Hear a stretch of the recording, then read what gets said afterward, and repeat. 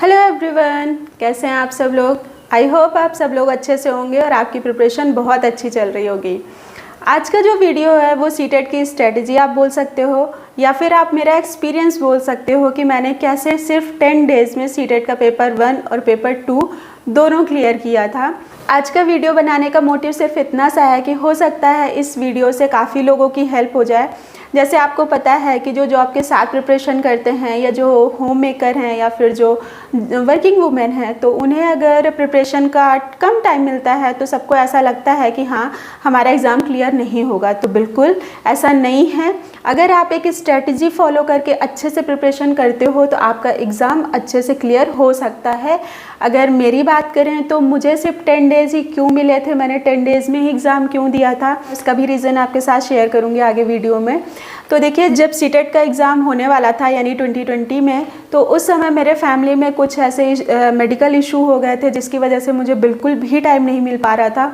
आप इस तरह से समझ सकते हैं कि उस समय का जो रूटीन होता था वो सिर्फ होता था हॉस्पिटल से घर एंड घर से हॉस्पिटल, मतलब बिल्कुल भी टाइम हमें नहीं मिल पा रहा था। तो एक टाइम तो ऐसा आया कि फिर मुझे लगा कि चलो प्लान ड्रॉप कर देते हैं कि सीटेट का एग्ज़ाम हम नेक्स्ट ईयर दे देंगे, क्योंकि उस टाइम पे मुझे बिल्कुल भी मतलब 1 घंटे का भी टाइम नहीं मिल रहा था कि चलो मैं थोड़ा थोड़ा सा अपना सिलेबस से ही गो थ्रू हो लूँ। तो बिल्कुल टाइम नहीं मिल रहा था, तो मैंने सोचा चलो प्लान ड्रॉप करते हैं। बट लकली जब सीटेट एग्ज़ाम के 12 डेज़ बचे हुए थे तो उस टाइम पे सिचुएशन स्टेबल हो गई और मेरा हॉस्पिटल जाना बंद हो गया। मतलब सब कुछ फैमिली में ठीक था उस समय। तब मैंने सोचा, मेरे माइंड में आया कि चलो एक बार ट्राई कर लेते हैं, क्योंकि आप सबको पता है कि सीटेट में लिमिटेड अटैम्प्ट तो है नहीं, अनलिमिटेड है। और सच बताऊं तो एक बात ये भी थी कि मुझे लगा कि मैंने फॉर्म तो फिल कर ही दिया है, मेरे पैसे तो जा ही चुके हैं, तो चलो एक बार ट्राई कर लेते हैं, देखते हैं अगर नहीं भी पास हुए तो क्या हुआ, एक्सपीरियंस तो मिल ही जाएगा कि कैसा एग्ज़ाम आता है, क्योंकि फ़र्स्ट टाइम ही सीटेट दे रही थी मैं भी। जब मैंने डिसाइड कर लिया कि फाइनली मुझे एग्ज़ाम देना है तो और डेज सिर्फ 12 थे, तो उस समय सबसे बड़ा चैलेंज था कि इतने कम टाइम में मैं प्रिपरेशन कैसे करूं। और मैंने फॉर्म दोनों के फिल कर रखे थे, पेपर 1 का भी और पेपर 2 का भी। तो उस समय सबसे बड़ा चैलेंज था कि इतने कम टाइम में मैं एग्ज़ाम कैसे क्वालिफाई करूं। और उस टाइम पे जब मैंने डिसाइड किया तो मेरे माइंड में सिर्फ इतना था कि मुझे एग्ज़ाम क्वालिफाई करना है, क्योंकि इतने कम टाइम में एकदम हाई स्कोर का सोचना तो वो तो प्रैक्टिकल थोड़ी बात नहीं है ना। तो मेरे माइंड में था कि नहीं, बस मुझे एग्ज़ाम ही क्लियर करना है। तो कोई भी एग्ज़ाम, आप सीटेट ही नहीं कोई भी एग्ज़ाम की अगर आप बात करो, क्लियर करना है आपको, तो सबसे फर्स्ट थिंग जो होती है वो होती है उस एग्ज़ाम का सिलेबस अच्छे से समझना। और सेकंड थिंग जो होती है वो होता है कि आपको उसके प्रीवियस ईयर क्वेश्चन एक बार देखने चाहिए। उससे आइडिया मिल जाता है कि हाँ कौन से टॉपिक से किस टाइप के क्वेश्चन आ रहे हैं, तो थोड़ा सा आपका माइंड ये क्लियर होता है कि अच्छा हाँ हम इस टॉपिक में वीक हैं, मुझे इस पर ज़्यादा प्रिपरेशन करनी है। तो बस मैंने भी यहीं से स्टार्ट किया था। सबसे पहले सीटेट एग्ज़ाम का जो सिलेबस है पेपर 1 का और पेपर 2 दोनों पेपर का मैंने सिलेबस निकाला और प्रीवियस ईयर क्वेश्चन पेपर सारे सब्जेक्ट के, जो क्योंकि मैंने फिजिक्स से एमएससी कर रखा है तो मैंने साइंस से फिल किया हुआ था पेपर। तो मैंने कंप्लीट सिलेबस निकाल के और सारे पेपर अच्छे से पूरे अच्छे से देखे और टॉपिक उसमें से टिक किए कि कौन कौन से टॉपिक कॉमन है सारे सब्जेक्ट में। तो इसमें से अप्रॉक्स 1 से 2 दिन मेरा पूरा चला गया था, क्योंकि सारा जो क्वेश्चन पेपर थे उनको देखने में 1 से 2 दिन मेरा पूरा इसमें चला गया था। तो जब मैंने सिलेबस पढ़ना स्टार्ट किया, मतलब कि टॉपिक से स्टार्ट किया सीडीपी से, तो सिर्फ मेरे पास 10 डेज़ बचे हुए थे, कंप्लीट 10 डेज़। तो मैंने कौन कौन से टॉपिक पढ़े थे और कैसे मैंने प्रिपरेशन की थी वो डिस्कस करने से पहले मैं आपके साथ 3 रूल डिस्कस करना चाहूँगी जो मैंने अपने लिए बनाए थे। वैसे वो मेरी बेस्ट प्रैक्टिसेस थी जो मैंने फॉलो की थी, अगर आप चाहो तो आप भी फॉलो कर सकते हो। तो फर्स्ट रूल की अगर हम बात करें जो मैंने बनाया था अपने लिए, तो वो फर्स्ट रूल था कि वो जो 10 दिन थे उन 10 दिनों के लिए मैंने अपने आप को बिल्कुल डिस्कनेक्ट कर लिया था सोशल मीडिया से। तो मैं आपको ये बिल्कुल नहीं बोल रही हूँ कि आप बिल्कुल डिस्कनेक्ट हो जाइए। अगर आपका कुछ इंपॉर्टेंट काम है या फिर आपको पढ़ते पढ़ते 10-12 घंटे जब आप पढ़ोगे तो आपका भी लगेगा कि हाँ माइंड थोड़ा सा रिफ्रेश कर लूँ। बट मेन चीज़ जो है ना कि आप टाइम फिक्स कीजिए, या तो 5 मिनट या फिर 10 मिनट्स, उससे ज़्यादा मतलब टाइम नहीं देना है। इससे ज़्यादा फिर टाइम आप दोगे तो आपकी प्रिपरेशन अच्छे से नहीं हो पाएगी। सिर्फ मैं तब की बात कर रही हूँ जितना आपका एग्ज़ाम जब तक है, बस उस टाइम तक। उसके बाद आप बिल्कुल यूज़ कीजिए सोशल मीडिया, कोई दिक्कत नहीं है। अगर सेकंड पॉइंट की बात करें तो डेडिकेशन, तो ये पॉइंट तो आपने सबसे सुना होगा कि डेडिकेट होके पढ़ना चाहिए। बट वो जो टाइम पीरियड होता है ना, जब आप प्रिपरेशन कर रहे थे, वो जो 10 दिन थे ना, तो आप ये समझिए कि मैंने अपने आप को रूम में एक टाइप से आप बोल सकते हो कि लॉक कर लिया था। मतलब मुझे बिल्कुल भी कुछ भी मतलब नहीं होता था कि रूम के बाहर वहाँ क्या हो रहा है। मुझे सिर्फ वो 10 दिन अपने लिए चाहिए थे। वो बोलते हैं ना कि आप जब प्रिपरेशन कर रहे हो ना, तो आप अपने लिए सेल्फिश हो जाओ, कोई दिक्कत नहीं। देखिए, ऐसे तो आप बाकी टाइम सबके लिए सब कुछ करते ही हो ना। अगर जो आप होम मेकर हो तो आप पूरी फैमिली के लिए करते हो, या जॉब पे जब भी, मतलब आप अपने लिए उतना टाइम नहीं देते हो। बट अगर आप किसी एग्ज़ाम की प्रिपरेशन कर रहे हो और आपके पास टाइम कम है, तो बिल्कुल मैं आपको बिल्कुल ऐसे बोल रही हूँ, समझिए कि आप अपने लिए सेल्फिश हो जाइए। बस आप एक चीज़ ध्यान रखिए, वो एग्ज़ाम ध्यान रखिए, और वो आपका एक कुछ तो टारगेट होगा ना छोटा सा, कि हाँ इसके बाद मुझे क्या करना है। आप किस लिए पढ़ रहे हो, ये तो मोटिव सबके पास होगा। ये तो मुझे बताने की ज़रूरत नहीं कि मेरा ये था, मैंने इसलिए प्रिपरेशन की। आप सबके पास अपना एक मोटिव है कि हम इसके लिए प्रिपरेशन कर रहे हैं।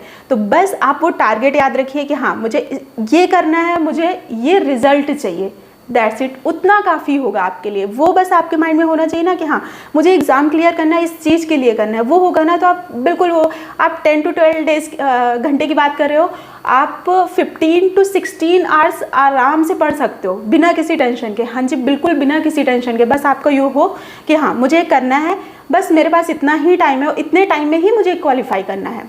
अगर हम थर्ड पॉइंट की बात करें, तो ये भी आपने सुना ही होगा, बट मैंने फॉलो किया था, वो थी ऑनेस्टी।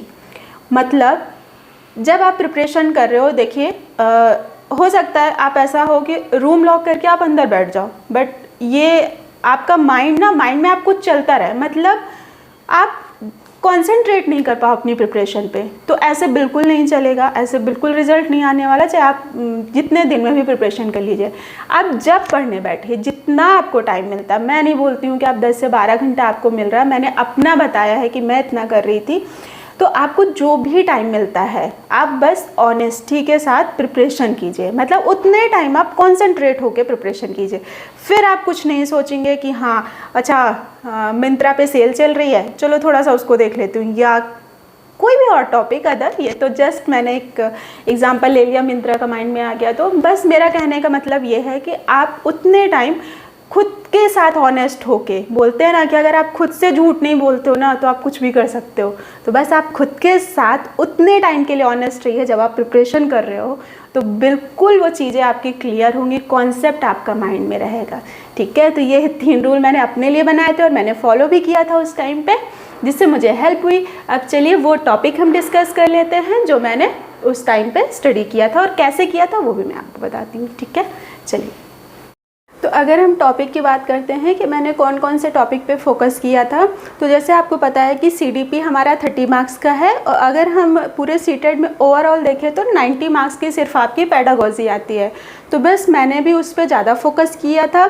ये टॉपिक्स हैं, कुछ 10 to 12 टॉपिक्स हैं जो मैंने अच्छे से किए थे, क्योंकि ये करने से ना आपकी एक कॉन्सेप्ट आपका एक बन जाएगा, और आपका जो इसका परसेप्शन है मेन चीज़ की, बच्चों को कैसे हैंडल करना है और कैसे आपको क्वेश्चन में टिक करना है। जब आप 1 to 5th करते हो और जब आप 6 to 8 करते हो, तो आपके माइंड में कैसे लेके चलना है कि हमें बच्चों को कैसे हैंडल करना है, वो चीज़ यहीं से आपकी डेवलप होगी। तो उस पर आपको ध्यान देना है। देखिए, जो फर्स्ट टॉपिक मेन है, कॉन्सेप्ट ऑफ चाइल्ड डेवलपमेंट, तो इसको तो आपको बहुत अच्छे से करना है, क्योंकि जब तक आपको ये नहीं पता होगा तो आप दोनों पेपर में कंफ्यूज रहोगे। क्योंकि आपको अगर एक भी बार आपने सीटेट अटेम्प्ट किया है, या फिर हो सकता है प्रीवियस ईयर आपने चेक किए हैं, तो आपको पता होगा कि ऑप्शन इतने क्लोज होते हैं कि बहुत कन्फ्यूज़न होता है।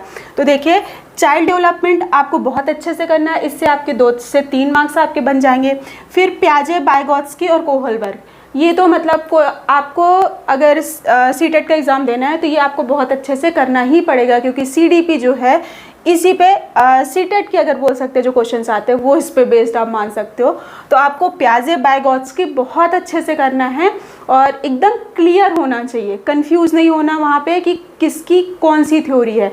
बिल्कुल आप अपने शॉर्ट नोट बना के नोट डाउन कर लीजिए कॉपी में। जेंडर, देखिए जेंडर के टॉपिक से उतना इंपॉर्टेंट तो नहीं है, मेन है आपका कॉन्सेप्ट बिल्ड करना। इससे आप चाहे हिंदी पेडागोजी हो, मैथ्स हो, साइंस हो, या फिर आपकी CDP वाला जो सेक्शन है 30 मार्क्स का, इससे आप ना बहुत सारे क्वेश्चन सॉल्व कर सकते हो। देखिए जब भी एग्ज़ाम में क्वेश्चन आए कि जेंडर स्टीरियोटाइप आपको कहीं भी दिख जाए ना, जैसे कि ये काम सिर्फ लड़के कर सकते हैं, मतलब ओनली आ जाए कि अगर मैथ की बात करें तो सिर्फ लड़कों के लिए होती, साइंस की बात करें तो ये सिर्फ लड़कियों की, तो जहाँ पर भी जेंडर स्टीरियोटाइप आपको वहाँ पे फील हो जाए ना कि इस टाइप का क्वेश्चन पूछा है, वो तो ऑप्शन कभी आप टिक ही मत करना, एलिमिनेट सीधे वो जो भी क्वेश्चन उसका नेक्स्ट ऑप्शन आप देखना, ठीक है।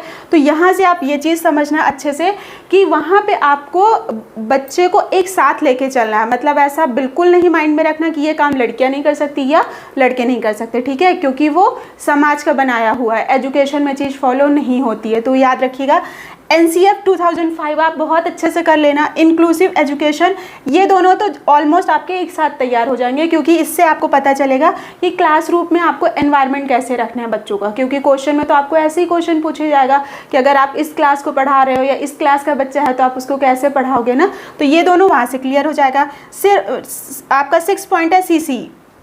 अब देखिए रेमेडियल टीचिंग अगर आप पढ़ोगे तो आपको सारे सब्जेक्ट में हेल्प करेगी। मैथ में भी पूछा जाता है कि इसको पढ़ाने में कौन सी डिफ़िकल्टी होती, कौन सी इसकी रेमेडियल टीचिंग हो सकती है। साइंस में भी पूछा जाता है, हिंदी, इंग्लिश, सारे सब्जेक्ट में। उसके बाद मोटिवेशन, तो एक टीचर के रूप में आपको कैसे बिहेव करना है बच्चे के साथ में, ये आपको पता होना चाहिए, तो ये टॉपिक से आपका कंफर्म हो जाएगा। फिर मेन फोकस जो आपको रखना है जब भी आप CDP पढ़ो तो आपके माइंड में क्लियर होना चाहिए कि आपको जो सेंटर्ड में रखना है ना वो चाइल्ड होना चाहिए। अब चाहे आप NCF की बात कर लो, NEP हमारी जो एजुकेशन पॉलिसी है उसकी बात कर लो, कहीं पर भी बात करो वहाँ पे सेंटर्ड में चाइल्ड रखा होना चाहिए, ठीक है। मतलब उसको ध्यान में रह के आपको सिलेबस पढ़ाना है, उसको ध्यान में रख कर आपको सिलेबस बताना है, इवन बनाना भी है, ठीक है। तो ये आपको बहुत अच्छे से क्लियर होना चाहिए। नेक्स्ट है इंटीग्रेटेड सब्जेक्ट टीचिंग, ये तो आपको बहुत अच्छे से कर लेना, ये आपको कई सब्जेक्ट में हेल्प करेगा, क्योंकि आपको पता है कि जैसे बच्चों को प्रीवियस जो उसका नॉलेज होता है उससे हम रिलेट करके पढ़ाते हैं ना, तो इसी टाइप से आपसे क्वेश्चन कई बार पूछता है कि आप इंटीग्रेट वे में कैसे पढ़ाओगे, तो आपका ये टॉपिक बहुत अच्छे से क्लियर होना चाहिए।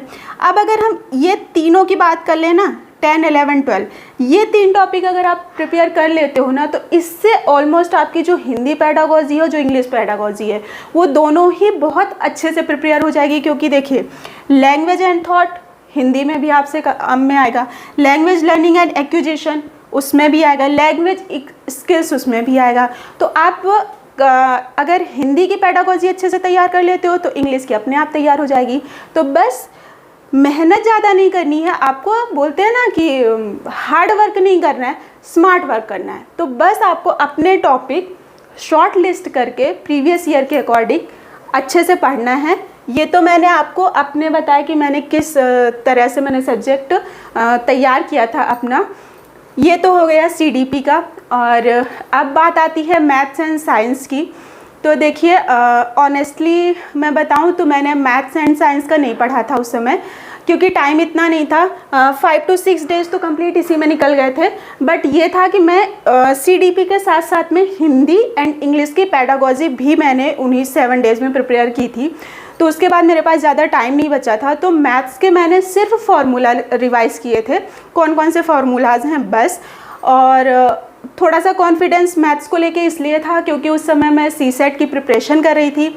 अब मैं CSET की प्रिपरेशन करते करते मैंने CTET का फॉर्म क्यों फिल किया ये एक अलग स्टोरी है, मैं कभी बाद में हो सकता है शेयर करूँ आप लोगों के साथ। बट उस टाइम पे मैं बता रही हूँ कि जब 10 डेज़ थे तो मैंने मैथ्स छोड़ दिया था, क्योंकि थोड़ा सा कॉन्फिडेंस था कि हाँ फार्मूलाज देख लेते हैं, क्योंकि फार्मूला तो हर टाइम रिकॉल नहीं कर पाता ना इंसान। तो एक बार मैंने फार्मूला की लिस्ट बनाई थी, उसको अच्छे से मैंने रिमाइंड किया हुआ था। साइंस को लेकर थोड़ा सा कॉन्फिडेंस था मेरे अंदर कि ठीक है इसका बेसिक तो मुझे एटलीस्ट पता है, मैं अगर बेसिक के क्वेश्चंस आते हैं तो मैं कर लूँगी, क्योंकि मैथ मेरा बीएससी में था। और अगर पोस्ट ग्रेजुएशन की बात करें तो मैंने एमएससी फिजिक्स से किया हुआ है, तो थोड़ा सा कॉन्फिडेंट था कि हाँ इसका मैं कर लूँगी सब्जेक्ट का, तो इसलिए मैंने उसको ज़्यादा वहाँ पे, क्योंकि टाइम ही नहीं था तो ध्यान देने का बनता ही नहीं है वहाँ पे। मैंने अदर सब्जेक्ट, जैसे मुझे पता है कि मेजर पार्ट सीडीपी का था, आपका 90 मार्क्स इससे कवर हो रहा था, तो मैंने इस पर ज़्यादा फोकस किया था। फिर मैथ्स के मैंने फॉर्मूलाज पढ़ लिए थे। और हिंदी इंग्लिश की बात करें तो इतना बेसिक तो मुझे लगता है कि आप सबको भी पता होगा, जितना सीटेट में आता है कि उतना तो कर लोगे आप हिंदी इंग्लिश का, उसमें ज़्यादा टफ नहीं आता, क्योंकि इतना ग्रामर पोर्शन वैसा आता नहीं है कि आपको बहुत डीप में नॉलेज होना चाहिए इन दोनों सब्जेक्ट की। तो अगर आप हिंदी इंग्लिश सीडीपी इसमें भी अगर अच्छा स्कोर कर लेते हो, और आपने जिस सब्जेक्ट, आपका कोई भी सब्जेक्ट हो, मान लीजिए आपका सोशल साइंस हो, तो थोड़ा सा कमांड तो आपका उसमें होगा ना। तो मेरे अकॉर्डिंग सीटेट का अगर आप स्ट्रेटजी वाइज अगर आप प्रिपरेशन करते हो तो बिल्कुल 100% आपका क्लियर हो जाएगा, वो भी फर्स्ट अटेम्प्ट में। बिल्कुल इसमें डाउट नहीं है मुझे। आप लोगों पे इतना कॉन्फिडेंस है कि अगर आप स्ट्रेटजी अपनी बना के चलिए तो बिल्कुल आपका क्रैक हो जाएगा CTET. So be positive, be motivated. चलिए एक लाइन में मोटिवेशन की बोल देती हूँ, शायद मैंने कहीं पे तो पढ़ी थी, मुझे याद है थोड़ा सा, तो मैं बताती हूँ आप लोग को। Your positive action combined with positive thinking result in success. हाँ जी, तो बिल्कुल। तो चलिए इसी मोटिवेशन के साथ कि आप अच्छे से प्रिपरेशन करते रहिए और मोटिवेट रहिए फुल। मिलते हैं नेक्स्ट वीडियो में कल की।